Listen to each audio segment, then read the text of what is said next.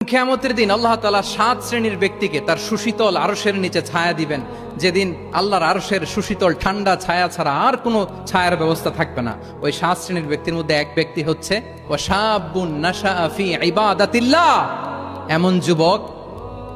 এমন যুবক যে আল্লাহর ইবাদতে তার যৌবনকে কাটিয়েছে।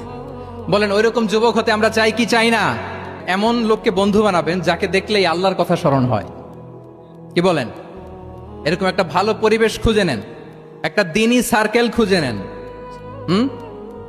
Never stop learning Islamic knowledge. যারা এই যে নলেজ শেয়ারিং সেশন করে, ইসলামিক হালাকা করে, কোরআনিক স্টাডি সার্কেল করে, এই সার্কেলগুলোর সাথে আমরা থাকবো ইনশাআল্লাহ। কি বলেন? সবাই থাকবেন তো? তা না হলে মুসলিম আইডেন্টিটি আমরা প্রোটেক্ট করতে পারবো না। আচ্ছা, 5 নম্বরে হচ্ছে এঙ্গেজ উইথ গুড ওয়ার্ক। কল্যাণমূলক কাজের সাথে নিজেকে আমরা জড়িয়ে রাখবো। এই যে টাইমটা আপনার লাইফের সবচেয়ে ক্রিম টাইম আপনি পার করছেন, বেশিরভাগ শ্রোতাই তো এখানে তরুণ এবং যুবক, এই সময় আপনি আর পাবেন না, কখনো পাবেন না। এই টাইমটাকে যেন আমরা কাজে লাগাই। এমন সময় আপনারা পার করছেন, আপনারা চাইলে বাতাসের গতিকে আপনারা পাল্টে দিতে পারেন, সাগরের স্রোতকে উল্টে দিতে পারেন, আপনারা চাইলে ইতিহাস গড়তে পারেন।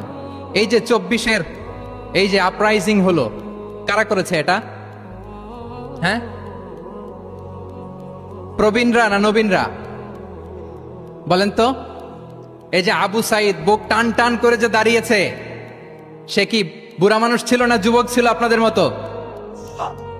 আল্লাহ রাসূল সাল্লাল্লাহু আলাইহি ওয়া আলিহি ওয়াসাল্লাম তিনি বলেন, ইগতানিম খামসান ক্বাবলা খামসিন।